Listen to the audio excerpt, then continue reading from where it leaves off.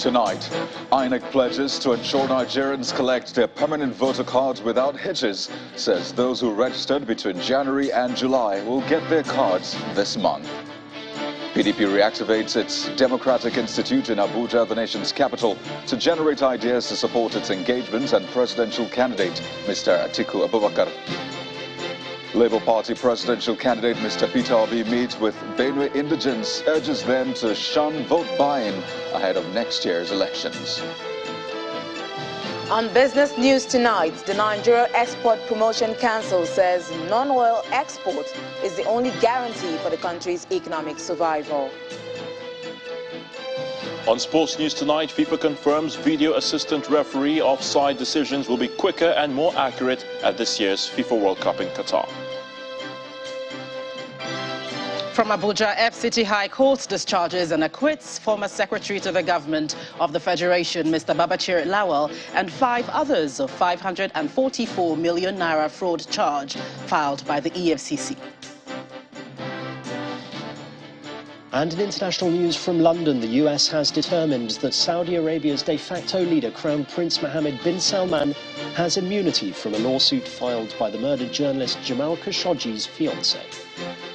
Citizens who registered for their permanent voter cards between January and July this year should prepare to pick them up, as the Independent National Electoral Commission is promising to get them ready before the month runs out.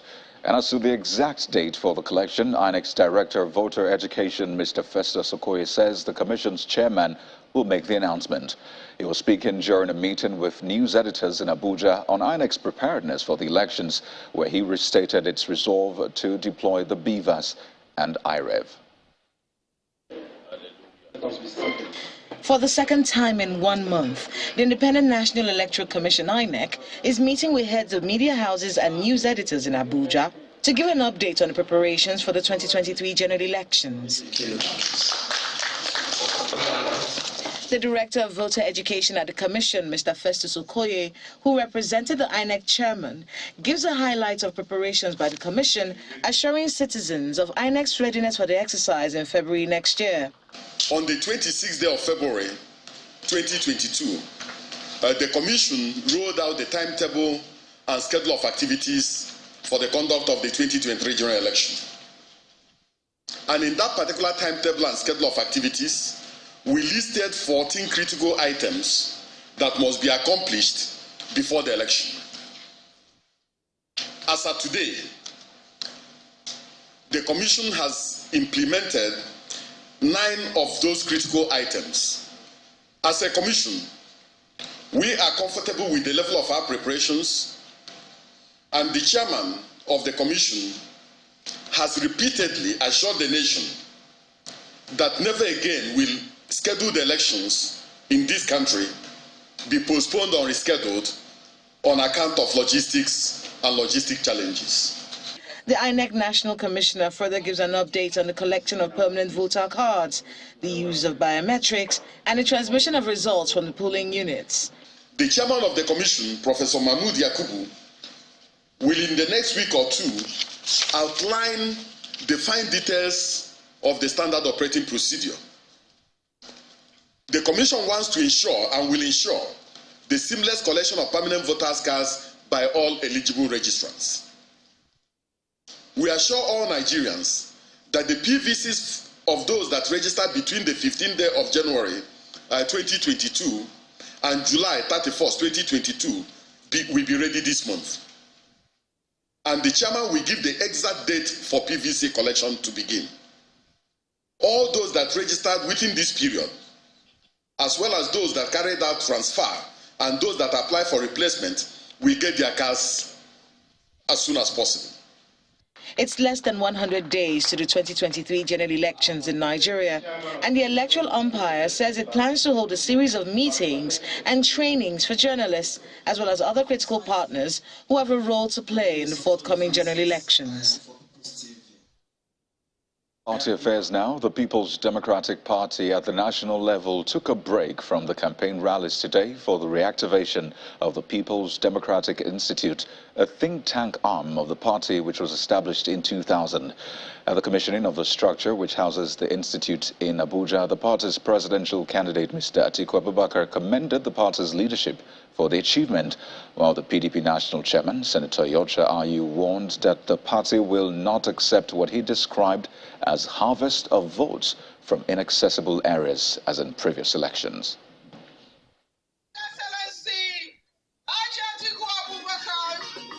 The presidential candidate of the People's Democratic Party, Mr. Atiku Abubakar, arrives to the warm welcome of the leadership and members of his party who are here for the commitment of the People's Democratic Institute. The institute was established in the year 2000 by the leadership of the party during the administration of Chief Olusegun Obasanjo, and according to the national chairman of the party, its reactivation signals the preparedness of the PDP to take back power come 2023. The PDI is coming back. It means the party, as originally conceived, is coming back.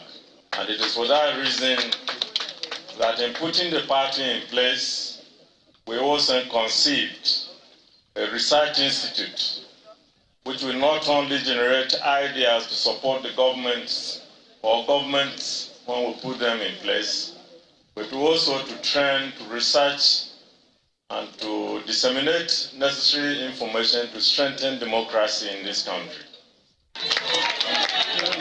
It's a commendable feat, which Mr. Abubakar promises to give further boosts if he's elected president of Nigeria. I want to assure you, like we have done in the past, we were not responsible for making sure that this institute was gone underground. But if we have the opportunity again to be elected by the Nigerian people, we will make sure that a permanent site, a permanent building for this institute is made available to our party. Mr. Abubakar and the PDP leadership are optimistic that the People's Democratic Institute will also help in promoting capacity building of members of the party. Well, elsewhere, the presidential candidate of the Labour Party, Mr. Peter Obi, is challenging voters across the country to shun politicians who will come to buy their votes only to abandon them, as he urged the electorate to vote only candidates who are interested in their needs and finding solutions to them. Mr. Obi gave the advice while addressing a crowd that gathered at the headquarters of the NKST Universal Reformed Christian Church in Boko Benue State, where he had gone to interface with the leadership of the religious organization on the 2023 general elections, a meeting which held behind closed doors.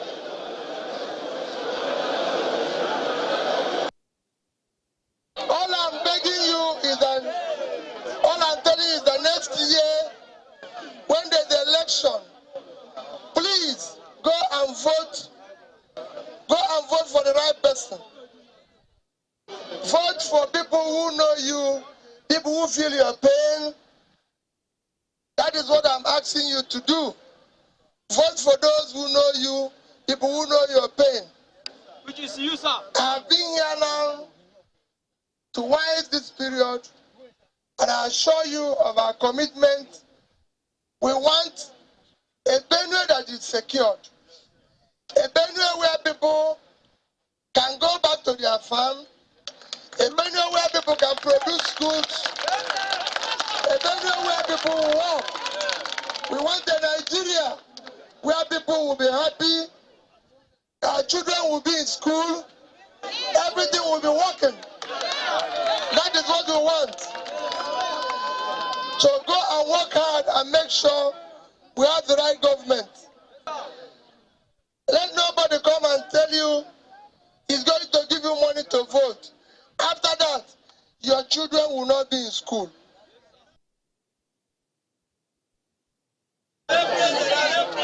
Well, speaking further, Mr. Obi promised that if Nigerians give him the mandate, he will return the country back to its glorious era of production and turn the poverty rate around. came to address them on issues that, of course, a lot of issues that Nigeria is facing through, so that we can talk about Nigeria, talk about the next election, which I said is the essential election. If you look at, just like he said yesterday, they released that Nigeria is 216, but they also say Nigeria is 130 million is in poverty. And that is what should concern us. And that's what I'm concerned about. How do we start pulling people out of poverty? It is critical. Well, staying with politics, a loss for some is gain for others. Well, that's what a former chairman of the All Progressives Congress, Sir Adams Ashomole, appears to be saying regarding the fallout of the leadership crisis in the People's Democratic Party. Well, he says the action of the G5 governors in pulling out of the PDP presidential campaign is of advantage to his party, the All Progressives Congress. He made this remark in a chat with State House correspondents today after visiting the president in his office. Leaders must have character, and that if you are not yet president and you are not obeying agreement, and Nigerians are talking of national unity, and you disobey the provision of your party constitution, which talks about rotation in order to service that unity, and you can go to some part of the country and say, don't vote for Igbo, don't vote for Yoruba.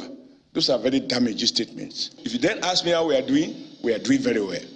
Whereas the other candidate now is battling with 5 governors have backed out, and you find out how many governors they have. We have 23. Now, if you are 23 with 5, I'm not saying the 5 are with us, but you have 23 with 5, I guess that is 28. You subtract 28 from 36, it means only 8 governors, in fact 7, because the other one in Abga is not there. So while he has several governors working for him, we have 23 working for us, and we have 5 who are neutral. You know, when you are voting, when I was in ILO, you vote for, against, or you abstain. Abstention is as good as voting against.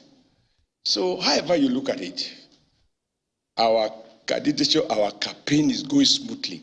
And the message is very clear. Well, to subnational politics now, the Ogun State Deputy Governorship candidate of the African Democratic Congress, Mr. Olatunde Awonuga, is calling for sincerity of purpose and unity among the team and members of his party to ensure resounding success in the general elections.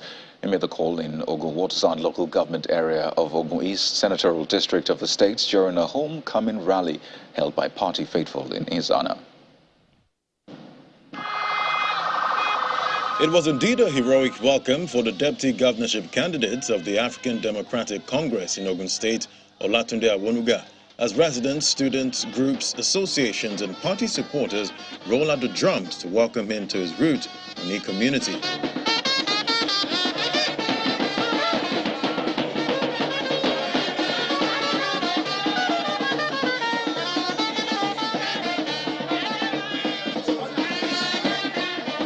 A carnival-like welcome awaits him to his homestead, Iwokwe, Onik, and other communities in Ogun Waterside local government area of the state. We're having an homecoming event for him, receiving him in Ogun Waterside and letting the people of Ogun State, Ogun Waterside know that he is son of the soil, is the running mate to the incoming. He's even the next governor, the next deputy governor of Ogun State.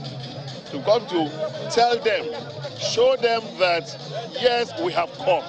The rally was attended to party faithful, where he and other candidates of the party were unveiled, and which seems to be a showcase of the numerical strength of the party in the area. He assures the people of the state of better days ahead if his party emerges victorious in the governorship elections. We have so many things in pipeline for them.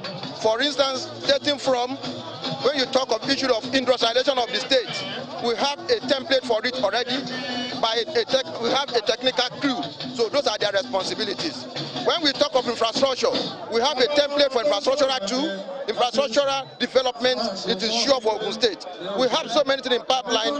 Even we have to the extent that we have discovered that Ogun State have the deepest in the entire Africa. So we are going to develop it to the fullest. are going to make sure that we use every resources in Ogun State to develop Ogun State. Excited about the large crowd of party members, he asked them to work for the party with utmost sense of responsibility to ensure victory. My candidate advice for our team supporters is they should remain steadfast, they should remain calm. We have come to showcase that we are ready and willing and have the capacity to drive Ogun State. The event is rounded off with a visit to the traditional rulers and their council chiefs and for the royal blessings in the 2023 election and the unveiling of the deputy governorship candidates and other party candidates for various positions. In part two, after the break, the Nigerian Law School gets its 7th campus as a brand new facility sponsored and executed by the River State government is inaugurated in Port Harcourt. That's in a moment. Stay with us.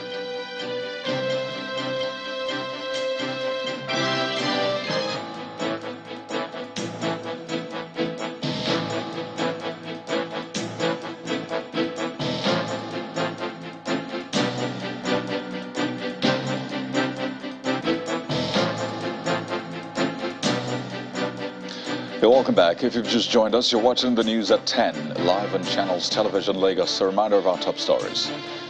INEC pledges to ensure Nigerians collect their permanent voter cards without hitches, says those who registered between January and July will get their cards this month. PDP reactivates its Democratic Institute in Abuja to generate ideas to support its engagement and presidential candidate, Mr. Atiku Abubakar. Labour Party presidential candidate Mr. Peter Obi meets with Benue indigents, urges them to shun vote buying ahead of next year's elections. And Saudi Arabia's de facto leader, Crown Prince Mohammed bin Salman, gets immunity from a lawsuit filed by murdered journalist Jamal Khashoggi's fiancée in the U.S.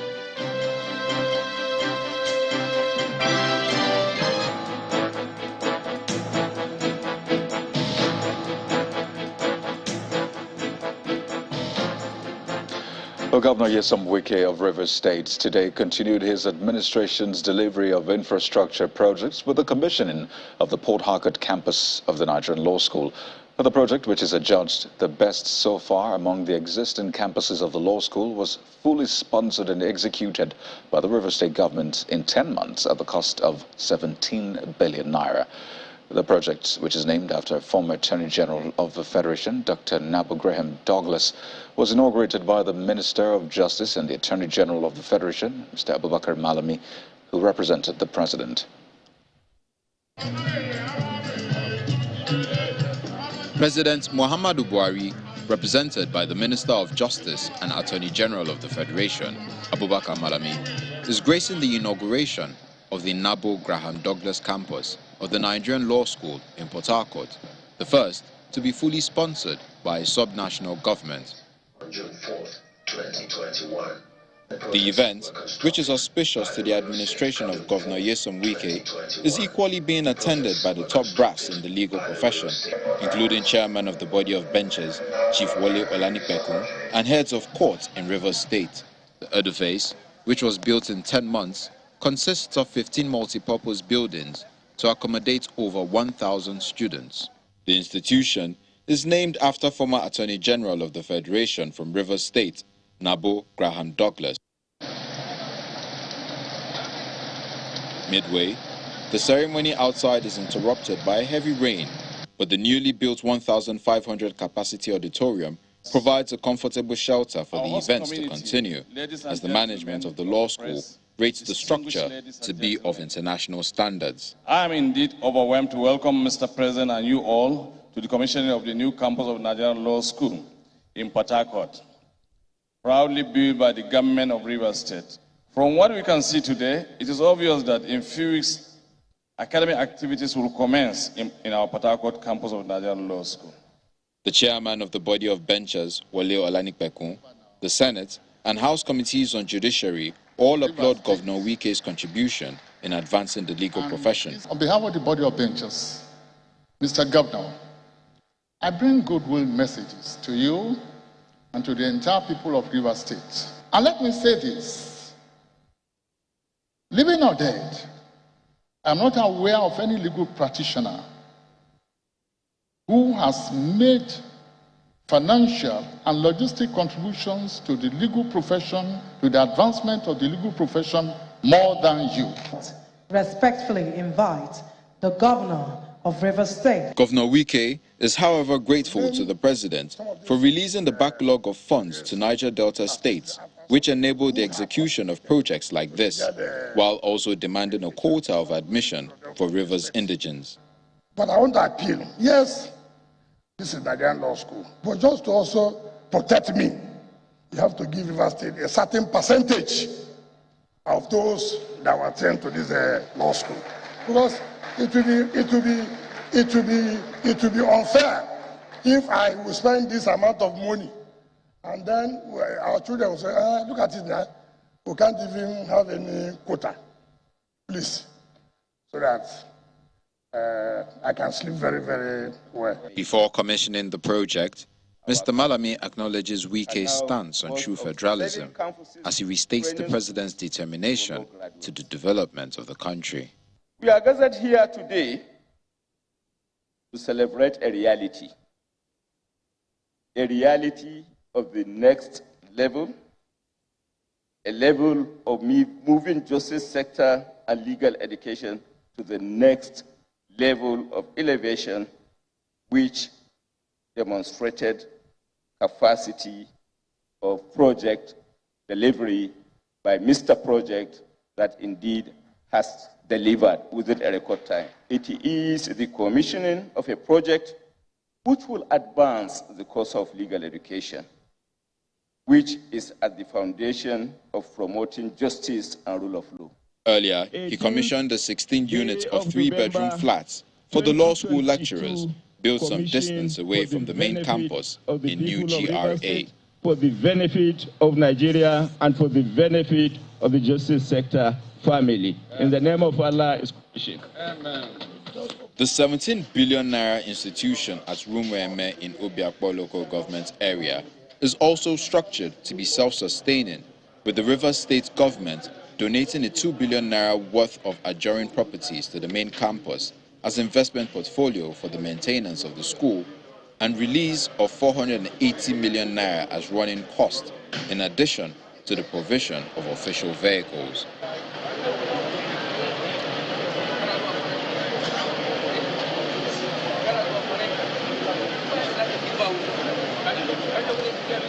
Well, let's now head over to our Abuja studio where Gloria Mezoke is all set with more stories on the news at 10. Hello, Gloria.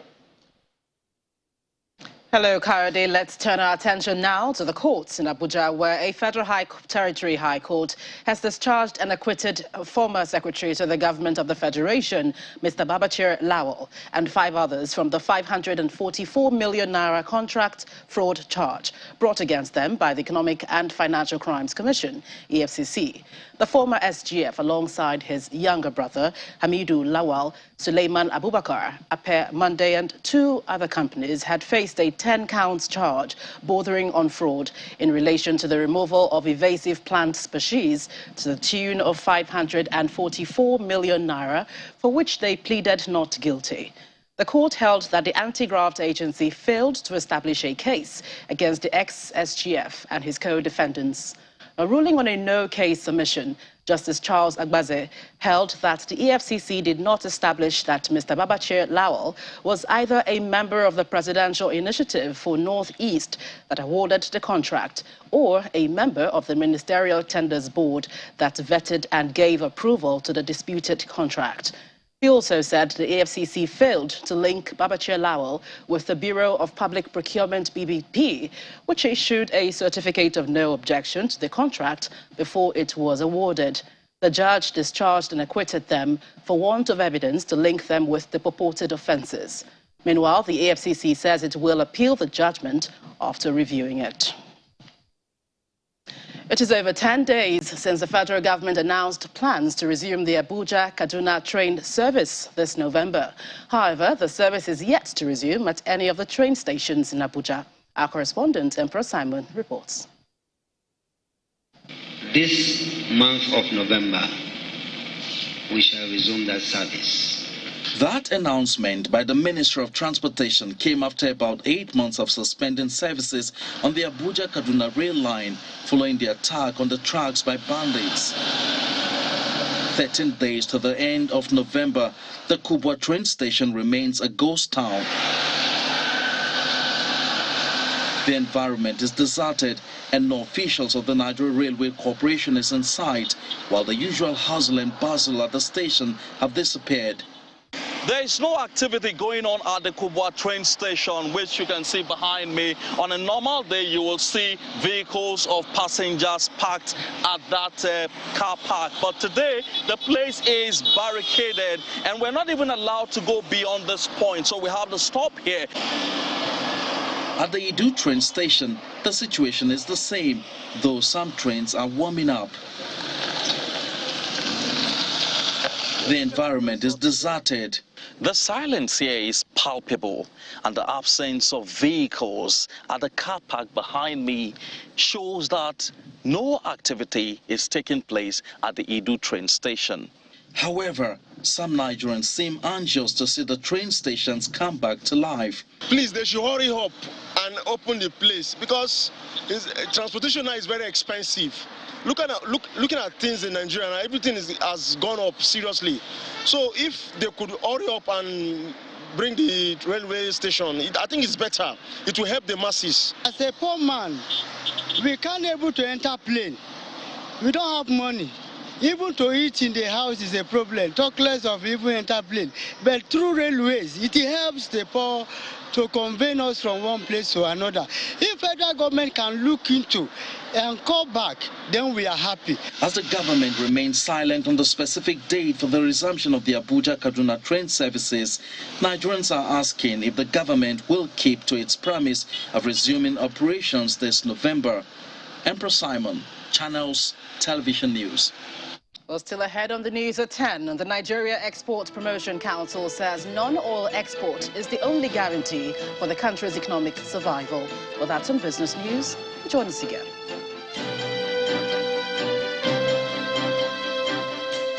Back, still watching the news at 10, coming to you live on Channels Television. Residents of Ahoda West local government area of Rivers State and Isoko South local government area of Delta State may now have cause to rejoice. Well, this follows the repair of the flood-damaged sections of the East-West Road by the Niger Delta Development Commission, NDDC. Some commuters also lauded the intervention by the NDDC, noting that the emergency repairs on the road have now restored economic activities in the areas. This is the Okobo section of the East-West Road in Ahoda West local government area of Rivers State, which is a link between Rivers and Bayelsa states. Some weeks ago, this road looked no different than the creeks in the Niger Delta, as residents were seen rowing canoes on a one-starred road following the devastation caused by the flood, which is now receding.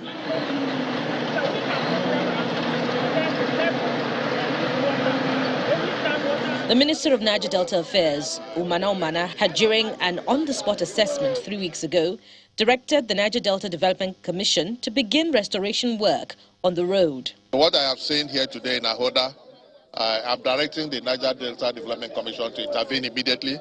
They're already making arrangements to bring Cetraco to assess what we need to do on this road so that the road can become accessible and motorable again.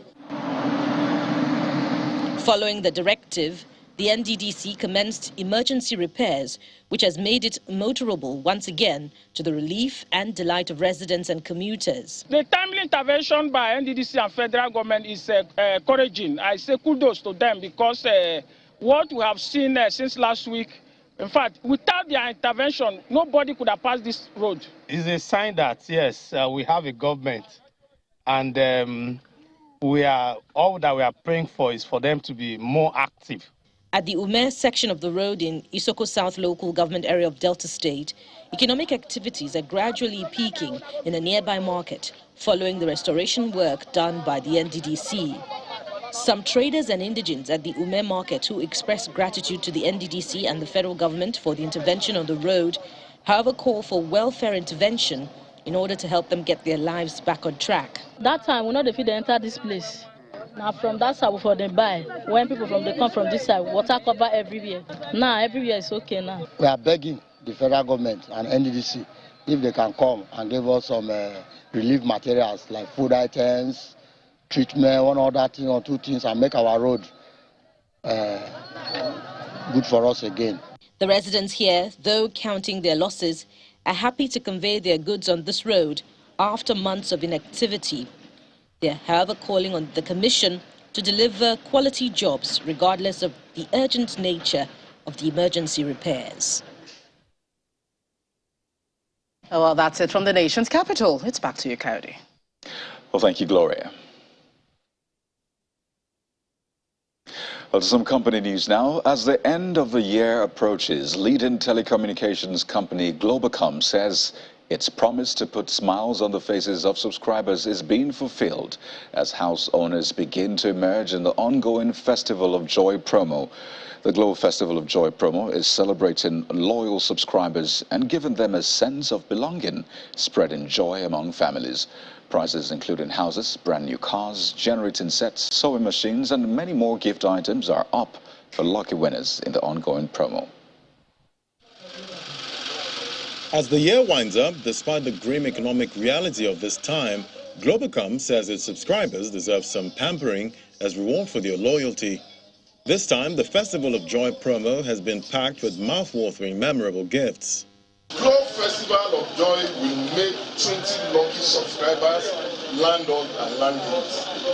Just as 24 of them will equally win brand new cars across major cities of the nation, as well as other prizes which include generator, sewing machines, and rechargeable fans, among others. The Speaker, Oyo State House of Assembly, who presented the keys to the new home owners, applauded Globacom for such an unusual initiative. We appreciate what they've done, and we appreciate what they plan to do even moving forward. As you can see today, there's a young winner of a home, is a young homeowner now as of today. We thank God for that, and we know that anything can happen, especially when corporate bodies come together to give customers, benefits of business. The offer of presenting a completed building with all modern facilities seems too good to be true, but it has come to stay. 19-year-old Ibrahim Akindele could not believe his eyes when he was ushered into his new home. I was in disbelief when this happened because this was like the least I could expect. Maybe a fan, okay, a gen, okay, but your house, that's big, that's huge, and very appreciative. Like, this has changed a whole lot. Like a whole lot for me. So thank you very much, Glow. Much more success to your brand and everyone involved. The proud mother of the newest and one of the youngest homeowners could not hide her joy as well. When he called me that, Mommy, I want a house, I said, what do you mean? What's the meaning of that? You? Of 4 people, he said, yes. Yesterday, I can't express my feeling. To all aspiring home and car owners through Globacom, the code to unlocking these treasures for old and new subscribers is *611#. The Festival of Joy promos creating 20 new homeowners, 4 brand new cars, generating sets, sewing machines, and several other prizes for lucky winners across the country. More company news. FBN UK Limited is celebrating its 40th anniversary in London, United Kingdom. And the event to mark the achievement of the leading financial institution, which is a subsidiary of First Bank of Nigeria PLC, attracted an A-list of guests.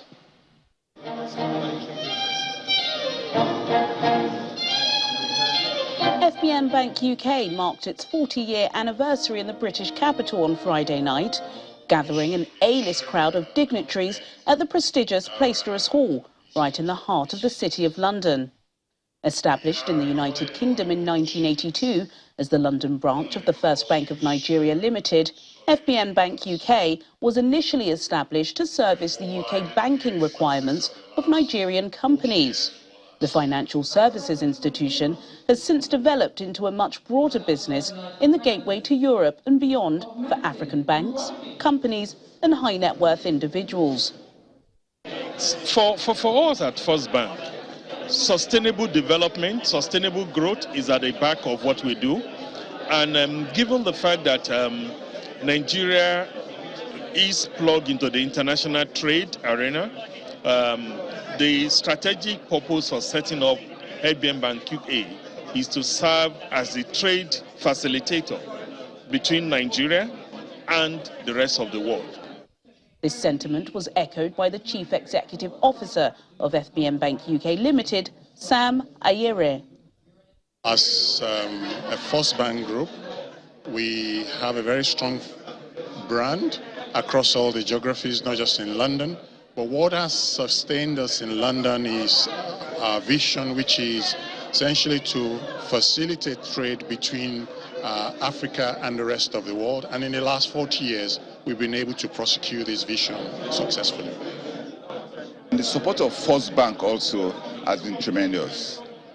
We've been able to, in the last 5-10 years, within the last 10 years, really work as a team together, work together with the group, with the First Bank, with the parent, and that has been tremendous success for us. Guests at the event included the Nigerian High Commissioner to the United Kingdom, Ambassador Sharafa Tunji Ishola, Mohammed Indimi, Chairman, Oriental Energy Resources, British Conservative Party lawmaker Helen Grant, and many other noteworthy government officials, diplomats, dignitaries and captains of industry. I'm happy to see that it is the largest subsidiary of any West African bank in the UK. I'm glad it's met all the standards set by the Financial Services Authority, continues to maintain its reputation for value and integrity.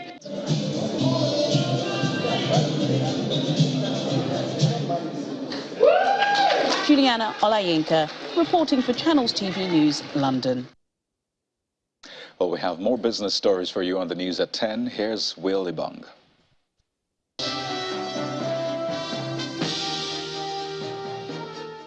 The Nigeria Export Promotion Council, NEPC, has announced plans to partner with the private sector to boost the non-oil sector.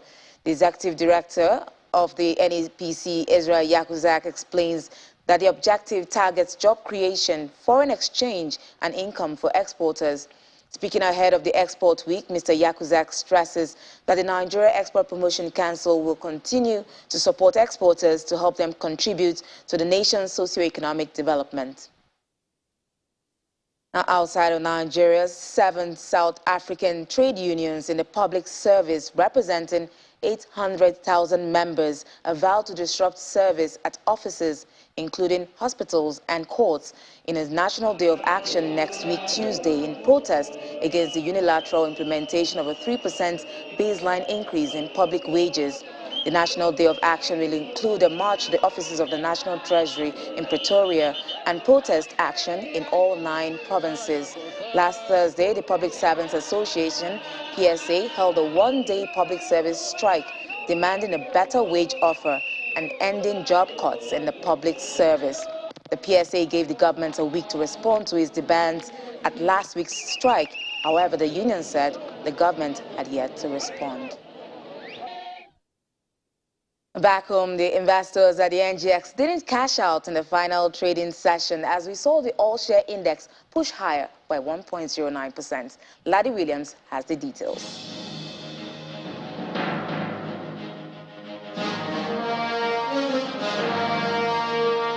Hello and welcome to the Stock Market Report. Well, I guess we can say thank God it's Friday because we get a green close. And it's not by a bad margin there. Over 1% deeper into the 44K level, talking about the all-share index. If we come back to the market cap there, we see we're back at the 24 trillion mark. Getting back above that, we're about 23 trillion this week. Let's look at the activity chart. There's mostly green. Bigger volume than what we had yesterday. Bigger value, 1.21 billion naira, but the deals are lesser today. 2,946 deals. Let's look at the top gainers there. I see Nigerian Brews topping that counter, 4 naira 86 kobo, up 10%. UBN also on the top. Guinness counter up 9.24%. We also have some bellwether stocks on this Guinness counter. Let's look at the losers counter now. We see Fitson topping that counter 8 naira 24 kobo to close down 9.34%. Well, not looking bad at all. It's looking like it's going to be a green close for this week, talking about the third week in November. And that's the stock market report. I'm Laddie Williams. It's back to you.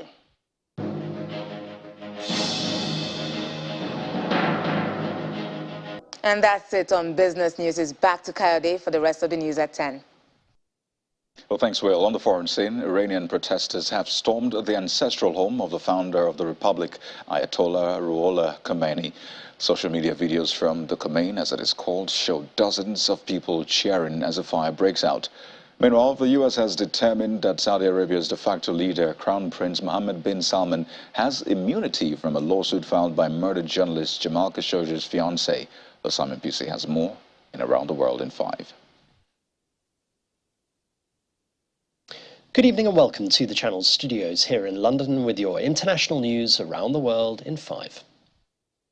The US has determined that Saudi Arabia's de facto leader, Crown Prince Mohammed bin Salman, has immunity from a lawsuit filed by murdered journalist Jamal Khashoggi's fiancée. Mr. Khashoggi, a prominent Saudi critic, was murdered at the Saudi consulate in Istanbul in October 2018. US intelligence has said it believes Prince Mohammed, seen here arriving in Bangkok for the APEC summit, ordered the killing. But in court findings, the US State Department said he has immunity due to his new role as Saudi Prime Minister. Mr. Khashoggi's ex-fiancée, Hatice Cengiz, wrote on Twitter that Jamal died again today with the ruling. Schools and public bridges have been transformed into polling stations as Malaysia has made final preparations ahead of its general election on Saturday. Around 21 million Malaysians are eligible to vote in the election, with inflation and recent political instability on the top of their minds in the backdrop of a slowing economy. Malaysia has had 3 premiers since the last election in 2018. It is set to be a highly competitive race between 3 major coalitions, led by incumbent Ismail Sabri Yaakob, longtime opposition leader Anwar Ibrahim, and the former premier. Convoys of military and unmarked vehicles have arrived in the Polish village, where a missile strike killed 2 people earlier this week. The convoys were waved through by police officers as investigations into what caused the strike continue. Warsaw and its Western allies say evidence from the scene points to the explosion being caused by a Ukrainian air defense missile that went astray in pursuit of a Russian missile. In a sudden U-turn, it's been announced that alcohol will not be sold at the World Cup's stadiums in Qatar after FIFA changed its policy 2 days before the tournament starts. Alcohol was set to be served in select areas within stadiums, but FIFA say it will now only be served in corporate areas. On Twitter, Budweiser's official account reacted by saying, "Well, this is awkward," before the tweet was deleted. It had had exclusive rights to sell beer at the tournament. The World Cup starts on Sunday when Qatar play Ecuador. Spanish police say they have seized over 50 tons of marijuana, the largest amount of the drug ever seized in the country. 8 farms have been dismantled in the northeastern region of Catalonia and 20 people detained on suspected electricity fraud and offences against public health. In total, agents seized 52 tons of marijuana with more than 187,000 plants between June and October. India has launched its first privately developed rocket, the Vikram-S, a milestone in the country's efforts to create a commercial space industry and to compete on cost. 1-0. Event number 96 completed. Video footage showed the rocket taking off from the Space Center. Officials said it splashed down in the Bay of Bengal about 5 minutes after launch. The Indian government has been pushing to develop a private space industry to complement its state-run space program. And a 10-year-old Ghanaian climate activist has received a standing ovation at COP27. There's less than 86 months to go before we hit 1.5. And I'm already much older than that. So, dear people, at this COP, I appeal to you, have a heart and do the math. It is an emergency. Nakiat Dramani Sam appealed to delegates in Sharm el-Sheikh to have a heart. She gave her emotive speech on behalf of young people who see the impacts of climate change every day in the form of air pollution, flooding, droughts, and in fear over their futures. All I mean is, duty bearers, kindly take up your game. Thank you very much for your attention.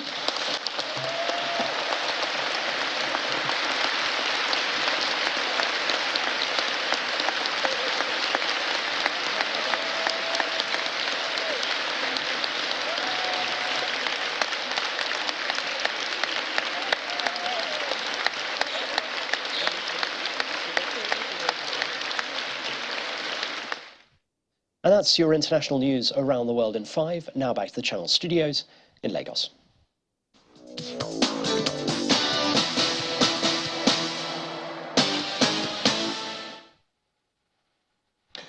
Many thanks, Simon. Time now for some sports news. Super Eagles forward Victor Osimhen has emerged as the best young player of the year 2022 after winning the glamorous Globe Soccer Awards for his excellent performance this season. Osimhen defeated Barcelona midfielder Gavi and Real Madrid midfielder Fernando Valverde to emerge player of the year. Osimhen has had a stunning start to the season at Serie A leaders Napoli, thanks to his 10 goals and 14 appearances across all competitions. FIFA has confirmed that the video assistant referee, or VAR, offside decisions will be quicker and more accurate at this year's World Cup in Qatar after the introduction of a new technology developed over the last 3 years. FIFA head of football technology Sebastian Roger has said 12 cameras installed in each stadium will track 29 points on the body of each player, and a sensor inside the match ball will send data to the VAR operations room 500 times a second to allow a highly accurate assessment of when the pass was played. He adds that referees had been instructed to sanction anything that would endanger the health of another player with red cards, including elbows to the face, studs up tackles, and dangerously high feet. Manchester United are exploring their legal options as they look to end Cristiano Ronaldo's time at the football club.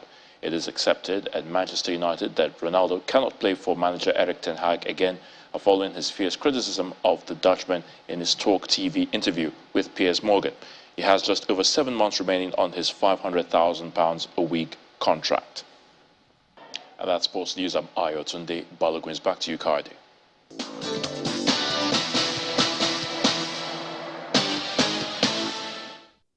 Well, thanks a lot, Ayotunde. And the main news again. Today, the Independent National Electoral Commission (INEC) pledged to ensure that Nigerians collect their permanent voter cards without hitches, adding that those who registered between January and July will get their cards this month. Also today, the People's Democratic Party reactivated its Democratic Institute in Abuja to generate ideas to support its engagement and presidential candidate Mr. Atiku Abubakar ahead of the 2023 general elections. And Labour Party presidential candidate Mr. Peter Obi met with Benue indigents in Boko, where he appealed to them to shun vote buying ahead of next year's elections. He also vowed to work on reducing the poverty level in the country if elected president.